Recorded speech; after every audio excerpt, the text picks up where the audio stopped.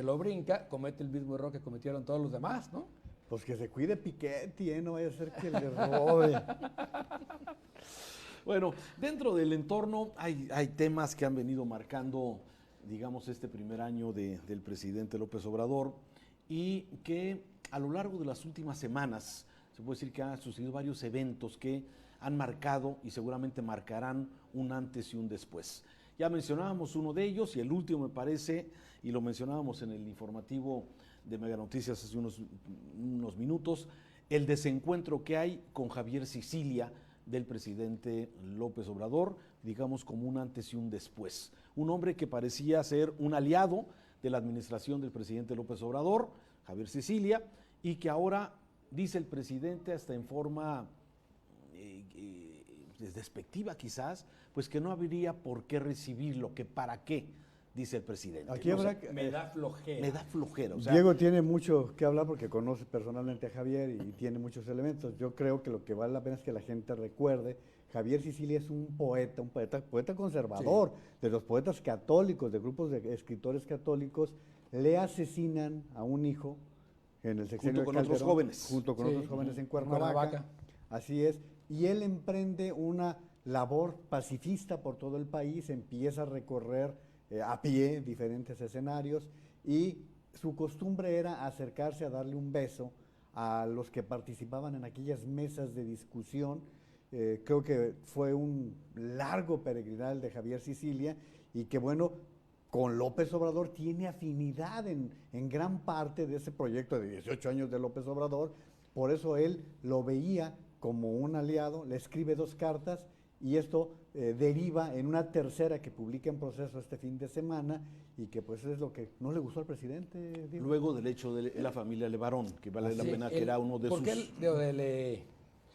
durante la campaña, recuerdan que el presidente le pide ayuda a Sicilia para pacificar el país, ¿no? Entonces, llegan a una serie de acuerdos, es decir, en el sentido de que la plataforma en la campaña electoral, Javier Sicilia había sido uno de los muchos que participaron en la construcción de la plataforma de seguridad. Y lo que está reclamándole Sicilia, con justa razón al presidente, es que lo que él dijo, ¿sí? Lo que está en la plataforma no se está cumpliendo, que está militarizando el país y que no se trata solo de una política de abrazos y no balazos, sino de construir instituciones que le den seguridad a todo el país. Y eso es lo que le está reclamando Sicilia a raíz del caso de los Levarón. Julián Levarón fue uno de los que acompañó a Sicilia en ese recorrido. En ese recorrido hace 4 o 5 años, ¿no? Y la otra cosa es que dice, vamos a hacer una marcha para exigirle al presidente. Y creo que la respuesta del presidente es muy mala, por 2 razones. Primero, porque desconoce, digamos, la manifestación y lo que representa Sicilia. Y segundo, cuando dice, me da flojera, van a aprovechar la prensa fifí para estar haciendo escarnio. Mejor que lo reciba la secretaria o el subsecretario, ¿no? Es decir, como diciendo, es un asunto menor, el presidente no puede prestarse a ese tipo de cosas. Y creo que ese va a ser un gran error del presidente, porque ya no se está peleando contra la derecha conservadora, ¿verdad? Javier Sicilia, como tú bien dices, es un poeta católico, ¿no? Ya no sé si conservador o no, esa es una categoría que hace el presidente muy extraña, que todo el que le cae mal pasa al lado de los conservadores, ¿no? Pero lo que sí es cierto es que es alguien que tiene todavía una legitimidad moral, incluso yo diría por encima de la del presidente. Es demoledora la expresión cuando dice, presidente, la casa está en llamas. Es lo que dice Javier Sicilia en uno de los párrafos y dice, espero encontrarme contigo para que me cumplas con el beso que me debes y poder hablar de lo que está pasando en el país. O sea, la carta realmente es de mucho peso y yo estoy de acuerdo con Diego, el presidente deja pasar una oportunidad y además traiciona a un aliado. Creo que esto contrasta cuando una semana antes el presidente está hablando de que debe encabezar derechos humanos alguien que haya sido víctima. Y ahora que una persona que ha sido víctima de la violencia que vivimos en el país en los últimos 3 sexenios, pues lo descalifica. Claro, y hay una cosa que me llama la atención de esta tercera carta de Javier Sicilia, que dice, si no es contigo, o sea, si no es en la cuarta transformación, o sea, no solamente es que espera que haya una estrategia de seguridad. Si no pasa ahora, pues esto está de la patada. O sea, si con este gobierno no se encabeza un movimiento diferente para pacificar el país, las cosas son peores. Y además habrá que decir, Raúl, Diego, que esta gente tan simpatizante, recalcitrante de López Obrador, está incurriendo en graves errores. El padre Alejandro Solalinde comete otro error en el momento en que descalifica la calidad moral, humana de Javier Sicilia y dice que como político es muy malo y lo descalifica completamente. Pero esto está siendo grave en otros escenarios. Escuchaba cómo en Bolivia hay una gran preocupación por lo que México está permitiendo. ¿Y qué está permitiendo México? Que Evo Morales esté incitando a la violencia a través de esa participación en todos los medios y todo escenario que no debería tener, porque un asilado político no debe de hablar del país del cual proviene. Sí que, miren, creo que el caso Bolivia es otro, digamos, de los elementos que está quebrando o está ayudando a partir al país, ¿no? Es decir, ha sacado lo peor de la izquierda y lo peor de la derecha. Es decir, ha sido terrible, como ha sido un catalizador de prejuicios, ¿sí? De malas ideas, ¿no? Y sobre todo de esta parte, digamos, autoritaria de la izquierda, donde ¿sí? ¿Qué importa si era democrático o no? ¿Sí? Lo que importa es que es uno de los nuestros, o de la derecha. Ideológicamente, desde luego. Y la derecha que dice, no, es que no solo no es democrática, además es un indio, ¿no? O sea, que esto ha sido terrible. Es decir, yo creo que nos han mostrado muy mal como sociedad, ¿no? Ahora, que sí es importante que López Obrador trae su propio juego aquí, ¿sí? Primero lo usó para cambiar de tema, ¿no? Porque el problema de seguridad, López Obrador tiene dos problemas, seguridad y economía, ¿sí? Porque volvió a salir los datos del empleo, está muy mal el empleo, lo hemos dicho aquí, no hay programa social que supla la falta de un empleo en la familia, ¿sí? La pérdida de un empleo en la familia es catastrófico y ningún programa social lo va a suplir, ¿sí? Por más precario que sea el empleo, el programa social siempre será más chiquito que el más precario de los empleos, ¿no?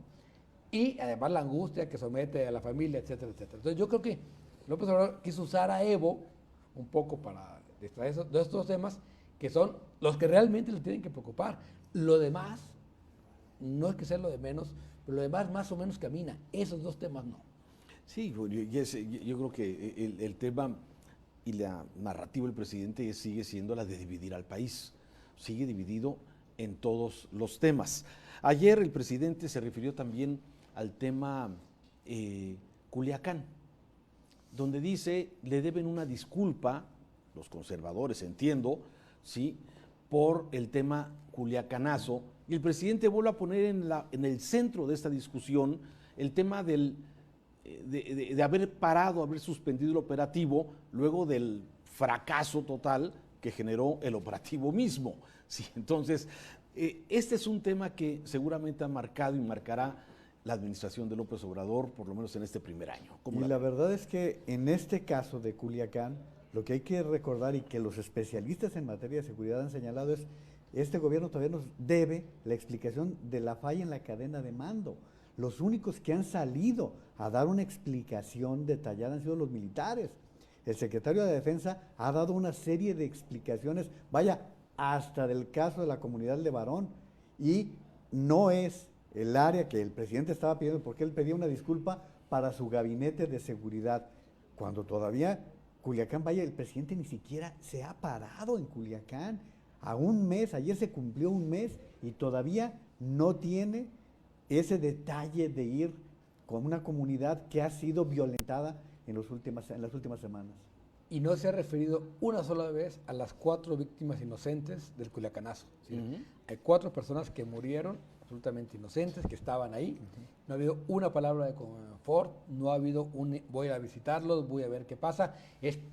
Pídenme la disculpa a mí. Cuando alguien pide que el otro se disculpe, ¿sí? Ya está mal. Es decir, porque eso es una categoría moral o algo que habla bien de alguien que es capaz de disculparse. Alguien que exige disculpas no es alguien, digamos, que ya esté, digamos, moralmente correcto o que se siente ya que está moralmente por encima de los demás. Eso me parece que es terrible. Pero la otra tema con el Culacanazo es, sí le costó las encuestas, ¿no? En la encuesta, el tracking poll de Roy Campos ha perdido 6 puntos en un mes, en lo que va el mes, todavía termina el mes. La caída más pronunciada que tenía López Obrador fue de 6,5, más o menos a lo largo de un mes. Aquí en 20 días se cayó. lleva ya 6 puntos y es probable que siga cayendo. Y vimos también que cayó 10 puntos en un trimestre en la encuesta de El Universal. Las dos atribuyen fundamentalmente al problema de seguridad. Y en vez de estar dando respuestas, está patinando. O sea, ¿para qué vuelve a meter el tema de Culacanazo si ya nadie estaba hablando de él? ¿No? O sea, ¿para qué? Es decir, empieza el... Que ese es un tema que se ha mantenido, Diego, perdón que te interrumpa, por lo menos se mantuvo 3 semanas. Claro. Sí. Y cuando ya no estaba, él lo vuelve a poner. Yo creo que su primer error de comunicación, es un gran comunicador, el primer error grave es volver a traer esto y a restregarnos que encima hay que ofrecer una disculpa, pedir una disculpa, gente que lo que dijo es fracasó el operativo, ¿no? La brújula la trae tan perdida el presidente que por la mañana se niega a reunirse con Javier Sicilia y a las pocas horas recibe al alto comisionado de la Asociación Nacional de Fútbol Americano. Y al día siguiente el Culacanazo recibió a el pitcher. Así es, ¿no? a Urquidi, el pitcher de los Astros de Houston. Y de ahí agarró el tema de que ya todo en Culiacán estaba, pues la gente iba al béisbol. Sí, bueno, a ver, me parece que sí son temas que estarán marcando esto. Ahora, esta caída en la popularidad, en la simpatía del presidente, en la aceptación del presidente, de acuerdo según la pregunta que se haga, o sea, ya marca una tendencia, o habrá otros elementos y el presidente tendrá, pues hay de mucho de dónde agarrar. Teníamos pendiente pues a la mafia del poder, que ahí siguen esos temas, Rosario Robles, el señor Lozoya y pues los exfuncionarios, hablaba incluso ya del exsecretario de Comunicaciones y Transportes, pero que esos son elementos que tiene el presidente para en un momento dado volver a reactivar esa popularidad. ¿Cómo la ven? Es imposible que la popularidad se mantenga en niveles tan altos. Eso es muy difícil porque, ya lo hemos dicho aquí, la labor de gobierno te va desgastando. El problema es cuando tú mismo vas propiciando las cosas que te generan ese desgaste. Por ejemplo, lo de Evo Morales fue muy mal procesado. En anticiparse a reconocer una elección que ni siquiera se ha terminado, anticiparse a ofrecer un asilo que tenía toda la legitimidad, tenía todas las ventajas para poder recibir a una persona que estaba siendo perseguido y con riesgos de su vida. Y luego la forma en que se le ha tratado aquí, eso es lo que está diciendo Diego, provoca una división y pues la gente empieza a tener simpatías o antipatías en casos de tanta resonancia. Sí, yo sí creo que efectivamente estamos viendo el desgaste acelerado por una visión del presidente muy autocomplaciente consigo mismo y con su gobierno, ¿no? Es decir, donde lejos de reconocer los errores y rectificar, está en el momento de decir, es por aquí, es por aquí, es por aquí, y eso probablemente lo lleve a que caiga más. Como tú dices, todavía eso quiere decir que la caída va a ser para siempre. Pero simplemente recordemos dónde estaba Peña Nieto en el primer año, al final del primer año de su gobierno. En las portadas de la revista Time, ¿no? Todo el mundo hablaba de El los Salvador. 18, mínimo 18 años de PRI más, ¿no? Ya se estaban repartiendo el botín los priistas y luego vino un segundo año fatal y al fin del segundo año se cayó, ¿no? Entonces, los gobiernos tienen esto que son muy, muy endebles y yo creo que cuando se tiene capital político o lo gastas en grandes transformaciones, que para eso es el capital, ¿sí? O lo guardas para el momento adecuado. Y me da la impresión de que el presidente se lo está gastando en tonterías. Es decir, creo que lo de la Comisión Nacional de Derechos Humanos le pudo haber salido bien, pudo haber dejado a Rosario sin desgastarse, pero haberse impuesto de la manera que se impuso, sí, es puro desgaste y no está saliendo. la manera en que se peleó ya con los diputados de PT, de Morena, que tiene ahí a Antorcha Campesina, que Antorcha Campesina, todos lo sabemos, son impresentables, son vividores del presupuesto de toda la vida, ¿no? Pero la manera en que los tiene ahí ya secuestrando el presupuesto, ¿sí? Está desgastando el presidente en cosas que yo creo que no se debería desgastar. No hay secretario de gobierno, claramente. No estamos viendo a la secretaria operando este tipo de cosas que lo queríamos Y ver. cuando actúa la riega. Sí, y Ya ves, cuando sale le va Bonilla. un poco peor. Y no hay, digamos, operación política del gobierno fuera de lo que hace López Obrador. Entonces yo sí creo que se está desgastando innecesariamente. O sea, está perdiendo pólvora en infiernitos. Raúl, era previsible que las mañaneras le cobraran una factura. Esto que está recordando Diego, lo de Rosario Piedra, manda la señal en la mañana y los senadores lo toman como la orden y la sociedad lo ve como una imposición de parte del presidente. Entonces, ya le está costando factura. A mí lo que me parece, los tres hemos tenido oportunidad de tratar con políticos de alto nivel en todas las esferas. Y vemos que llega un momento en que no escuchan a nadie. Vamos a hacer una pausa, estamos para opinar desde Guadalajara, Jalisco. Una pausa.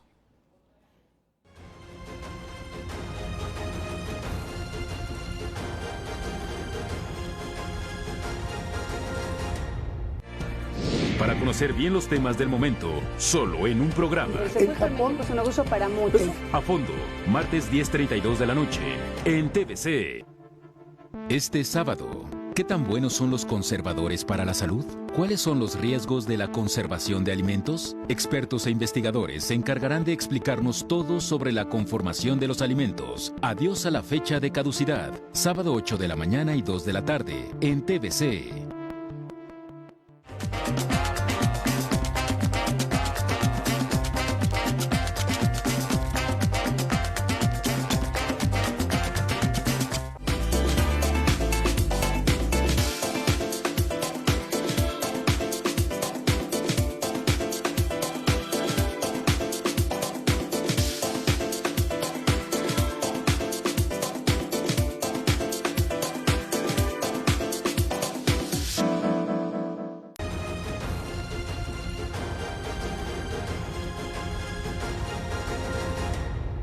Continuamos para opinar. Hace 8 días estábamos comentando sobre que se iba a repetir la votación para elegir al presidente de la Comisión de Derechos Humanos.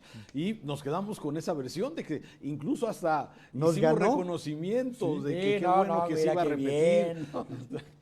¿Qué pasó? Es como los comentaristas de fútbol, nunca hables bien de un futbolista porque la riega en la siguiente jugada. Así, nunca hables bien de un político porque la riega al ratito. No, fíjate que, lo que sí pasó ahí, y fue muy grave, creo yo, es que digamos, Monreal perdió el control de Morena. Claramente se la cobraron. Hay que recordar que Monreal desplaza a Martí Batres de la presidencia del Senado, ¿sí? Y ahora Martí Batres se la cobra, ¿no? Y se la cobra operando, digamos, él directamente con los priistas, vénganse de este lado para que no se repita la votación. El presidente quiere a Rosario Piedra ahí, y entonces el que saca, digamos, ventaja de esto es Martí Batres. Ahora, ¿cuál es el problema de la elección de Rosario Piedra? Primero que fue a través de un fraude, es decir, era tan sencillo como decir, pues voto por voto, como pedía el propio presidente en el 2006, ¿no? ¿Dónde están las boletas? Volvamos a contar. Y ya, ¿no? ¿Por qué nunca hemos visto las boletas? ¿Dónde están las boletas? O más atrás, Diego, ¿por qué hacer el voto por cédula y no voto personal? Vamos a suponer que lo que dice es que así está establecido para que no haya línea. Sí, ¿no? es un recurso. Es un recurso para evitar que haya línea. Pero fíjate, por ejemplo, se dice que hay 2 panistas que votaron a favor de Rosario Piedra contra la posición del partido. Pero otra vez vamos a la parte de los antecedentes. La Comisión Nacional de los Derechos Humanos nace con Carlos Salinas de Gortari como una forma de responder a las críticas que había de desaparecidos y de violencia, y estaba él negociando el Tratado de Libre Comercio. A lo largo de esos 25 años que han pasado, hemos tenido de todo.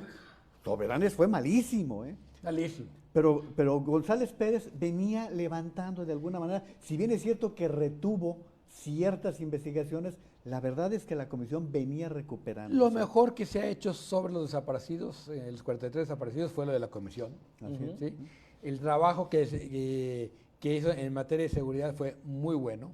Es decir, también es cierto que de Carpizo, que era un hombre del régimen metido de presidente de la comisión, o sea, yo me acuerdo muy bien que los que estaban, yo estaba en la Academia Jalisciense de Derechos Humanos en aquel momento, criticamos terriblemente el nombramiento de Carpizo, porque dijimos, pues es uno de los mismos, ¿no? Pero venía evolucionando de alguna manera la comisión a cada vez ponerle más candados al nombramiento para evitar este tipo de cosas, ¿no?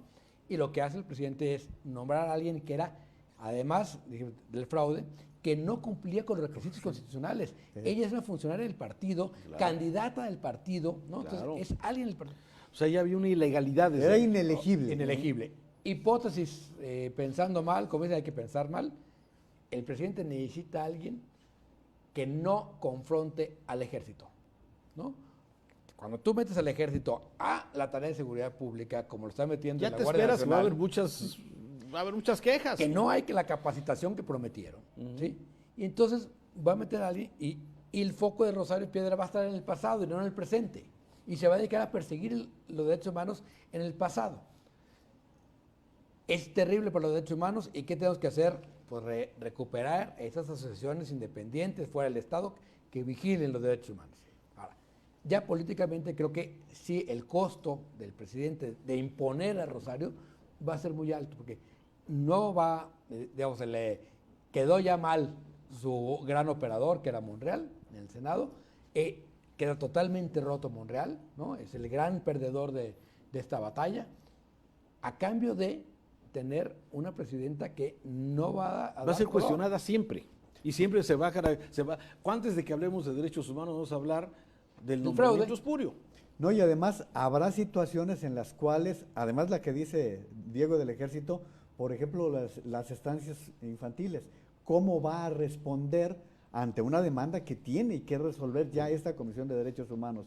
Segundo, la manera en que el presidente ha desacreditado a personas que han tenido la valentía de exponer su vida enfrente, como Alberto Atié. Alberto Atié, que es un tipo que descubrió toda la pederastia y todo lo que significaba. Gente, yo no la conozco, seguramente ustedes sí la conocen, a Mariclera Acosta, sí, y otros miembros del Consejo que fueron descalificados por el presidente porque decían, querían seguir haciendo, cuando era gente honoraria. O sea, o muestra un gran desconocimiento del presidente, o es simplemente atacar por atacar a quien algo lo critica. Cuando eran esos desplegados en pro de la democracia, nos burlábamos un poco de los abajofirmantes, decíamos, no hay desplegado que sea válido si no empieza con Mariclera Acosta y termina con Leopoldo Sea, ¿no?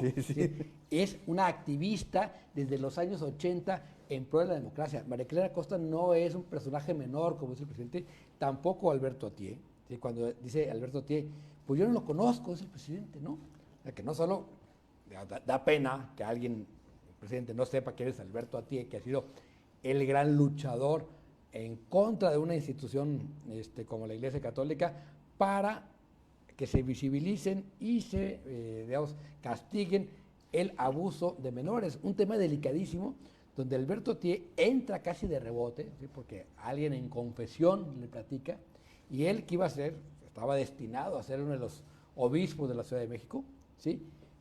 Por defender ese tipo de cosas, es expulsado prácticamente de la Iglesia Católica, es un gran luchador social, y otra vez, igual que Cecilia, con una calidad moral que, si el presidente se pelea con ellos, aguas, porque sí va a empezar a construir ya enemigos de otro nivel y de otra categoría moral.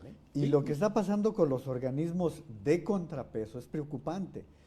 Hay dos que me gustaría mencionar. Uno, lo que acaba de suceder y que solamente los técnicos vienen advirtiendo. La Comisión Nacional de Energía permitió violar prácticamente la entrega de certificados de energías limpias. Una decisión que puede significar la salida de México del Acuerdo de París con respecto a las energías limpias. Este es un tema bien importante y con tal de meter a la Comisión Federal de Electricidad y sus plantas viejas, México se está poniendo vulnerable en un acuerdo fundamental para la lucha por el medio ambiente y la lucha contra las energías no renovables. La segunda es la amenaza que empieza a cernirse sobre el INE. porque podrá decir Mario Delgado, el líder de Morena en la Cámara de Diputados, que no es posición de Morena la modificación para que el presidente del Instituto Nacional Electoral permanezca solamente 3 años y no 9, es la verdad un tema preocupante por lo que estamos viendo con todos los órganos de contrapeso. Sí, porque estamos viendo que también que Morena, ya quedó claro que son muchos Morenas. Así es. ¿No? Si Morena no es un partido fácilmente gobernable porque no es un partido ni tiene esta lógica, digamos, de disciplina. La verdad es que lo único que lo tenía era el PRI, el PAN nunca lo tuvo, el PRD nunca lo tuvo, ¿no? Y Morena, que además es menos partido que los otros, es un movimiento muy disperso y que además ahorita están muy enfrentados. Y con personajes tan confrontados en su ideología como Bartlett, Germán Martínez y muchos otros, o sea, muy complejo. El presupuesto, supuestamente mañana, a ver, el tema del presupuesto es un tema que va a afectar y que parece que va a afectar a todos y que el presidente parece que ha dado ya la señal clara al Congreso de qué es lo que quiere y que no se le mueva un ápice al presupuesto que ha presentado. Aquí el problema es que la Cámara de Diputados va para 10 días inhabilitada. ¿Por quiénes? Por dirigentes campesinos que están pidiendo apoyos o más altos apoyos. Lo curioso es que uno de esos dirigentes es diputado de Morena. Claro. Lo que estaba diciendo Diego hace un momento, los muchos grupos que hay dentro de este movimiento partido político y que no están permitiendo que se dé unas facilidades para que puedan sesionar los diputados. Ahorita ya están en aquel invento que Beatriz Paredes se sacó de la manga del reloj. Para la Cámara de Diputados, hoy 6, no es 19 de noviembre. Es 6. No, es 15, ¿no? Sí, no importa. Bueno, de todas formas, es cierto. O sea, aparte de que, bueno, hay quien argumenta ya temas de legalidad, a mí me parece que el tema fundamental con el presupuesto es que el Congreso, o los diputados, los senadores, están pues sometidos a lo que el presidente señale y quiera. Pero narraba, si no me equivoco, fue Raimundo, platicó esta reunión que hubo del presidente con los diputados de Morena, PES y PT, que terminó en gritos de mentiroso, traidor, y se tuvo que levantar el presidente y se fue. Es decir, no tiene un costo cuando hace ese tipo de alianzas, tiene un costo político, no hay remedio. El presidente se está echando el trompo a la uña de decir, me impongo sobre ellos, hay que ver si logra los votos, que yo creo que esa parte no tendrá problema. Lo que sí va a tener problema es que va a tener otra vez a otro grupo de sus propios aliados en la calle, ¿no? Antorcha Campesina es un grupo, digamos, que viene de los años 70, de los grupos maoístas. Se dice que el que mucho tiempo estuvo detrás, o los manejaba era Raúl Salinas, ¿no? Pero finalmente terminaron aliándose con López Obrador en la elección del año pasado, y ahora le están cobrando piso, literalmente. Entonces hay que ver qué pasa, cómo se resuelve ese presupuesto, va a ser muy importante para lo que sigue en la política del presidente, ¿eh? No solo por el contenido del presupuesto, sino a quién deja herido y quién deja fuera. Y aquí hay realidades. Uno, que el dinero no alcanza. Eso lo sabía el presidente y lo sabe el secretario de Hacienda, porque no hay suficiente recaudación para poder atender. Porque el dinero de la corrupción no llegó. Los 500 mil millones. Los 500 mil millones no aparecen. Luego, hay instancias que realmente requieren de más recursos. Los estados, podrás criticar lo que quieras, malos manejos y que fueron virreyes, sí, pero los estados necesitan más recursos. Los municipios necesitan más recursos. Y hubo un gran vicio que se dejó correr en los últimos 20 o 30 años, de que los legisladores, en lugar de ser legisladores, fueran gestores. Claro. Y se les permitió todo eso. Miren, a mí me tocó vivir una circunstancia de Felipe Calderón con la bancada del PAN, que los diputados del PAN le reclamaban, siendo presidente, que no estaban recibiendo los apoyos para la gestión cuando Hacienda estaba facilitando toda esa gestión a los priistas y a los perredistas. Y me acuerdo que rompió, como lo está narrando Raimundo Rivapalacio, con el presidente Calderón, diciendo, esto se llama un chantaje legislativo. Y le decían, presidente, pues si usted fue diputado, usted sabe cómo funciona la Cámara, ¿no? Entonces esto que acaba de revelarse, terminó muy mal, porque hasta le gritaron mentiroso, le gritaron hasta corrupto al presidente. Salió muy enojado. Vamos a concluir este primer bloque con la señal de Mega Noticias TVC. Vamos a continuar en Mega Canal. Estuvo el presidente este fin de semana en Jalisco. Hablamos de presupuesto a continuación.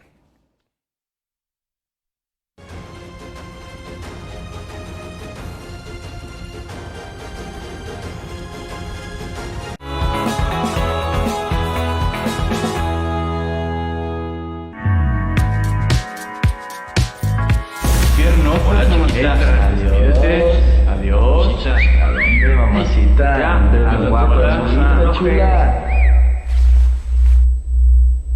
Nadie tiene derecho a hacerte sentir insegura. Por eso en Guadalajara, el acoso callejero se castiga. Repórtalo al 1201-6507. En este gobierno, estamos trabajando para que no te sigan acosando en la calle. 100 palabras de Mitzi Cordero. Uno de los objetivos principales de la Revolución Mexicana, ocurrida hace ya 109 años, era el de acabar con la dictadura que significaba el gobierno de Porfirio Díaz. Y aunque durante su mandato tuvimos avances importantes que hoy hacen de nuestro país un patrimonio sin comparación, don Porfirio pensaba que no había nadie más que él que pudiera cambiar y gobernar a México. 100 años después, este pensamiento es palpable una vez más. En Latinoamérica tenemos los casos Venezuela, con Chávez y Maduro, 20 años. En Brasil, Lula y Dilma, 20 años. Argentina con Kirchner y Bolivia con Evo, 13 años. Este último, quien ya como refugiado dijo que su país cambió con él al frente. Es cierto, pero los periodos están marcados en la Constitución y deben de ser respetados, porque la perpetuación en el poder es lo que más daño le hace a una nación. Tú que ya cuentas con XView, ¿ya sabes que tienes acceso a toda nuestra sección VOD? Disfruta de 8,000 horas de series completas, películas infantiles y mucho más. Ahora VOD está disponible en todos nuestros paquetes XView y es para ti. Disfruta de este beneficio exclusivo. ¿Aún no tienes XView? ¡Contrata ya! Ahora sí, ya se armó. Conmigo, Mega 4.5G, la nueva red de telefonía móvil en México. Te voy a dar más datos en tu celular que nadie. Dejarás de contar minutos y aumentará tu velocidad en casa, sin pagar más. Todo esto en planes desde 200 pesos al mes. Con Mega 4.5G de Megacable, ya se armó. Tú no necesitas hibernar para mantener tu comunicación sin malgastar tus datos. Con el internet de Megacable tienes acceso a más de 8,000 puntos Wi-Fi donde puedes mantenerte conectado todo el tiempo. Regístrate en nuestra página web, busca los puntos Wi-Fi más cercanos a ti y úsalos. Con Megacable, tu internet es incansable. En Mega Noticias somos claros. Nadie nos dice qué decir y menos cómo comunicarlo.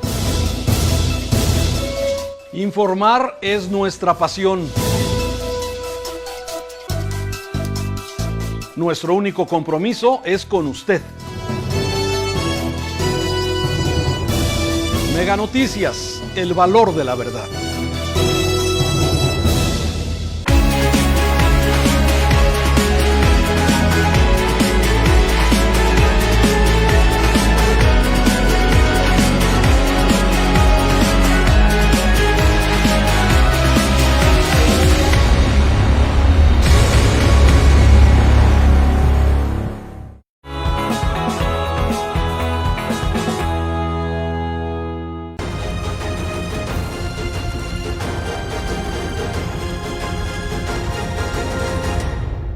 Presidente López Obrador este fin de semana en Jalisco, Mezquitic, la zona norte del estado de Jalisco y en el estado de Nayarit. Y de ahí se genera información sobre el tema del presupuesto para Jalisco y un tema también que ha sido, tiene su espacio en redes, que es el tema indígenas contra mestizos o mestizos contra indígenas. Este tema que vuelve a surgir en medio de estas polémicas que genera el presidente de división. Pero si quieren, primero, presupuesto. Enrique Alfaro, el gobernador, le pide al presidente consideraciones para Jalisco porque ha considerado el gobernador y muchos actores sociales, económicos de Jalisco, que Jalisco entrega más de lo que recibe. Y me parece que es así. Y aquí el tema es que el presidente no se compromete con Jalisco a nada más. Le dijo, el presupuesto ya va a salir como se tiene programado y luego veremos si hay algo más. ¿Habrá más? Siempre hay más. Todos los gobiernos, tú estuviste en la Cámara, te tocó, lo hemos visto, presupuestan a la baja. Porque todo lo que no queda presupuestado queda en bolsas de alguna manera discrecionales. Y la otra cosa, y ahorita que hablabas, me tocó una conversación entre Fox y Paco Gil cuando el presidente Fox demanda en la Corte el tema del presupuesto. El secretario de Hacienda le decía, es muy fácil, presidente. Una cosa es que lo autoricen y otra cosa es que lo bajen, porque eso sí depende de mi firma, ¿no? Si no cumplen con los requisitos que yo les pido, ese dinero, que presupuesten lo que quieran, no se va a ejercer, ¿no? Era justamente cuando había un diputado que había puesto 18 albercas en su municipio en Tabasco, ¿no?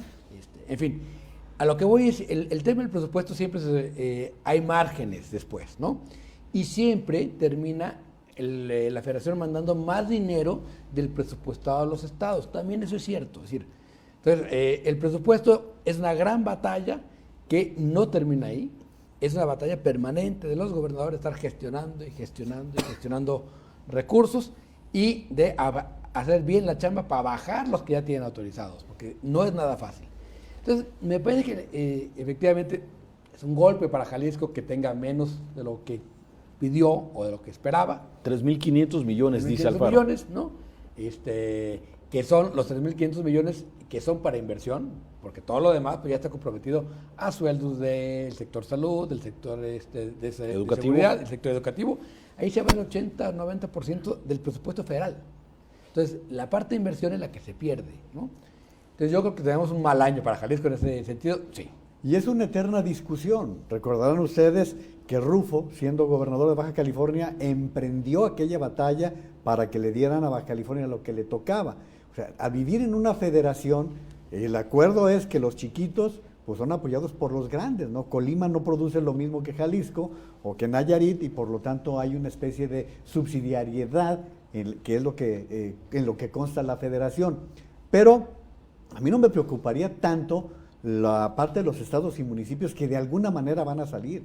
Me preocupan instancias que están en grave problema, como las universidades, que no van a alcanzar, no les va a alcanzar el dinero, van a empezar a generarse conflictos de otra naturaleza. Me preocupa la parte de las pensiones. Raúl, Diego, no estamos advirtiendo el grave problema de pensiones que le está viniendo al país y en esto lo vamos a heredar en muy corto plazo. Por lo tanto, esta parte del presupuesto, pues el problema es que está en gran parte del capricho, ¿no? Y que el presidente quiere que a fuerzas vayan ciertas partidas, ¿no? A ver, hay una parte que dice, a ver, si no apoyamos al sur en este momento, y agarramos el dinero y lo metemos allá, ya sabíamos que era en detrimento de los estados grandes como Jalisco, Nuevo León, Baja California, Chihuahua, Estado de México, que fueron los más beneficiados de los últimos años. Ahora le toca al sur, y eso ese es el proyecto, y además yo estoy de acuerdo, me parece que tiene que ser. Me parece más delicado, por ejemplo, que acaban de aprobar el seguro de bienestar. ¿No? Instituto de la Salud. De Salud del Bienestar.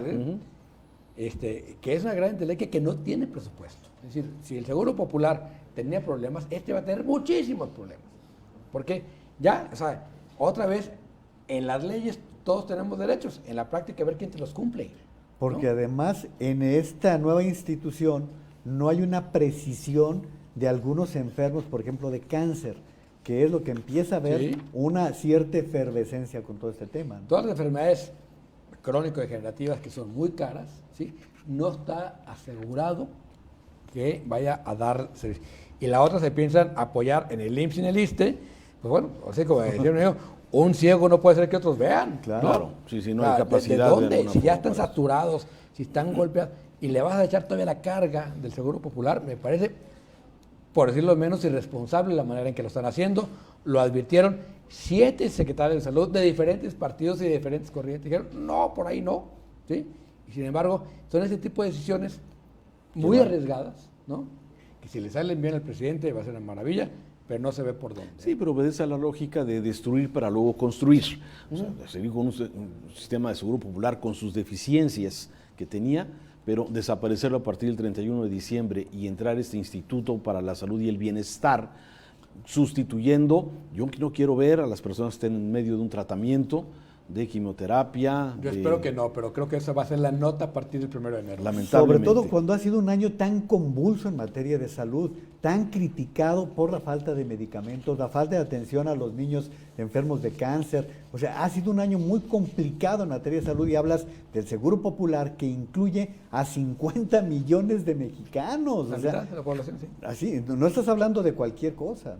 Oye, el debate mestizo indígena, la verdad es que en mi punto de vista muy particular me parece que las comunidades indígenas siempre han tenido un rezago ancestral de muchos años y que requieren de algún tipo de apoyo adicional. Creo que el debate a veces lo siento... Sí, es un poco... creo que es un error del presidente meter la distinción entre indígena y mestizo. Si simplemente hubiera dicho vamos a apoyar más a los indígenas no hubiera pasado nada. Así es. Pero los diferencia de los mestizos y ahí metes un tema, digamos, de sangre, ¿no?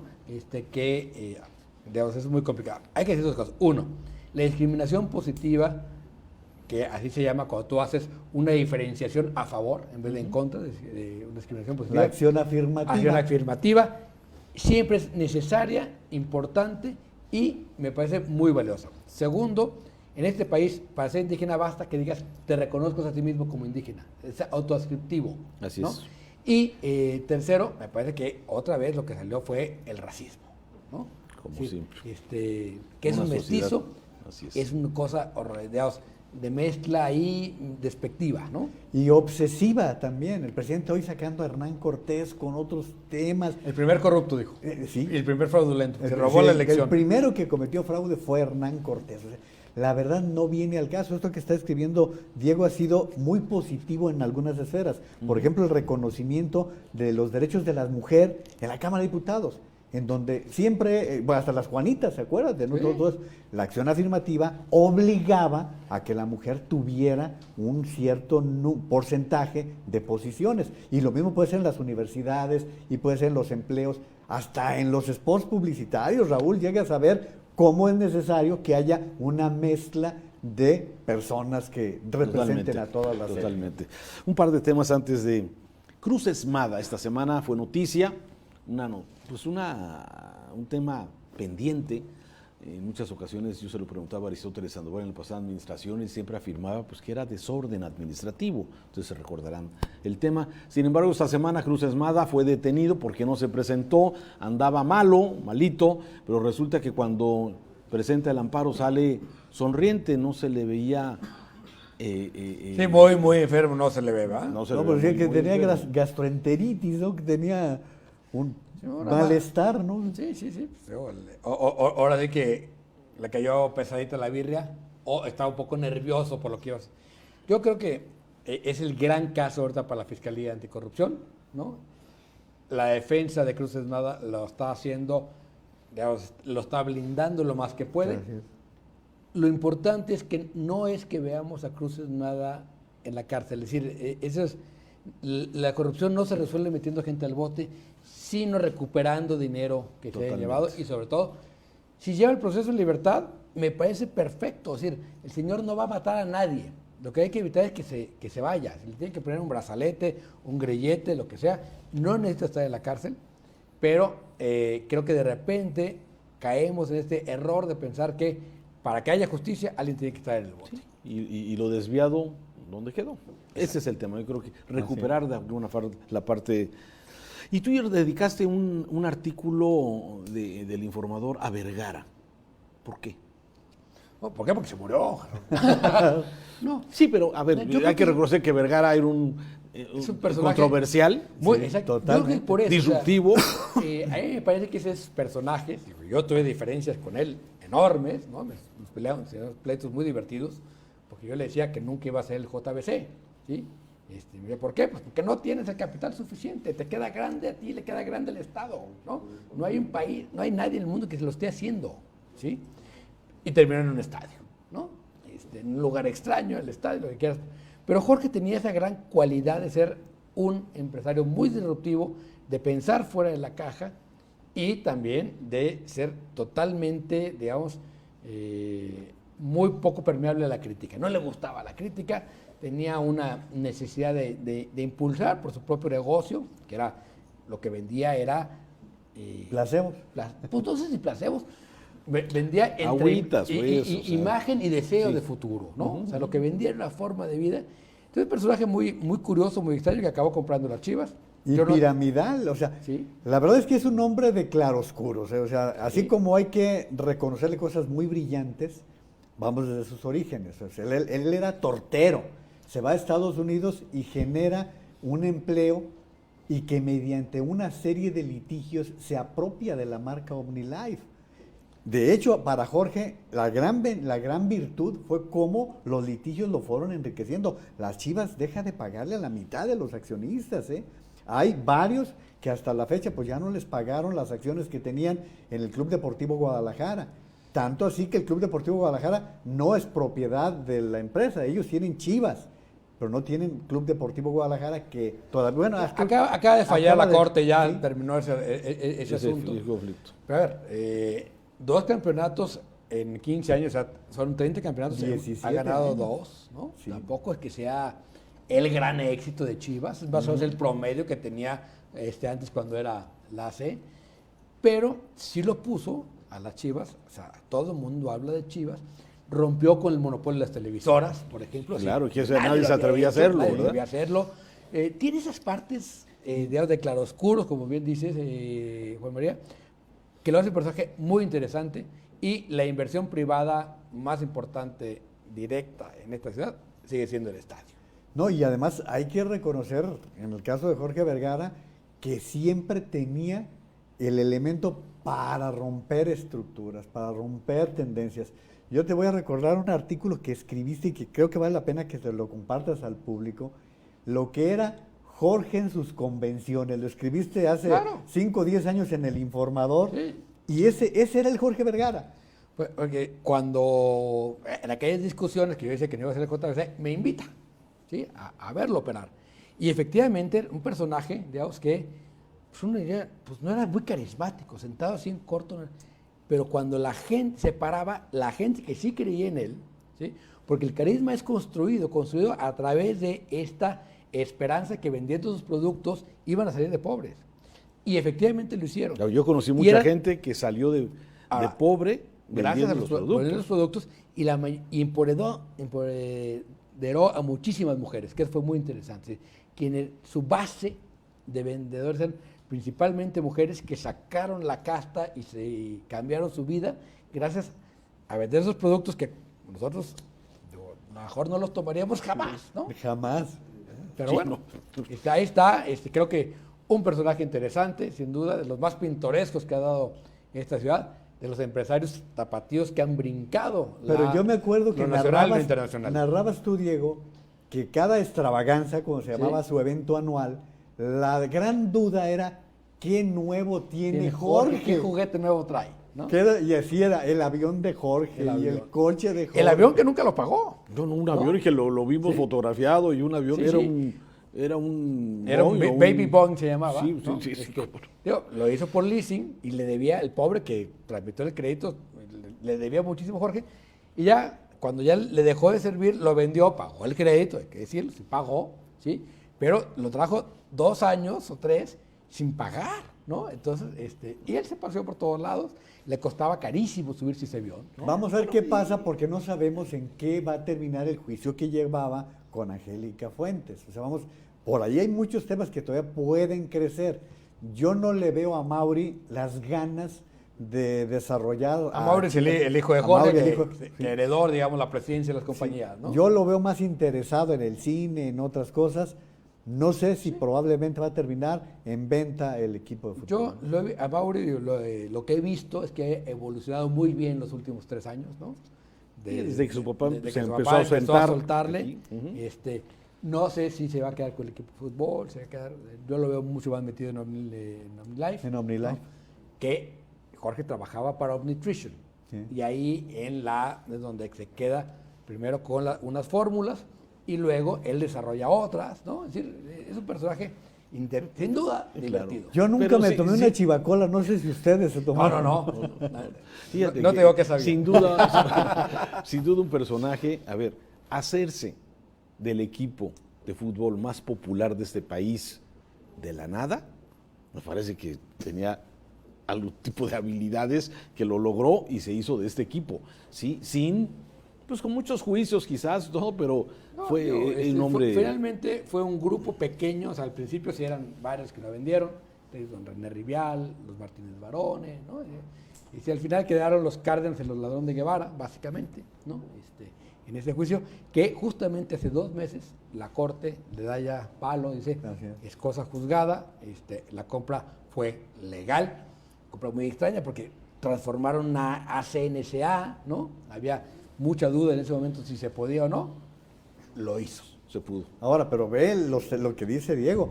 El estadio, a mí siempre me pareció una ofensa al Estadio Jalisco, porque tenías un estadio que no era necesario otro. Sin embargo, Jorge le dio sentido a eso. Y el otro, ¿en qué terminó el Club Deportivo Guadalajara? Hoy puedes ver una magna obra que no sé si así la imaginó el propio Jorge, ¿no? No, porque él vendió el terreno. Sí es. Sí, lo que hace muy bien es entender el valor de los activos que tenía Chivas, no nada más el valor de la marca. Imagínate sobre López Mateos. El valor de la marca. O sea, Jorge entendía la cuestión de mercadotecnia bien. Y entonces, a través de su equipo de mercadotecnia, una marca que era potentísima pero no explotada, la crece en su valor.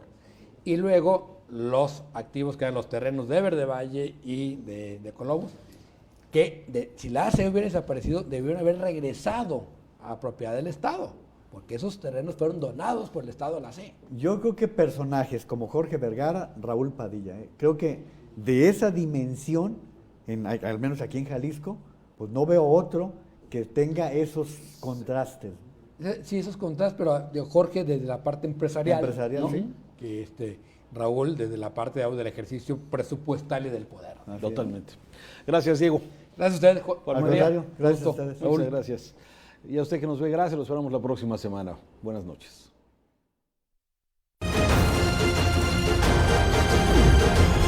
Para opinar,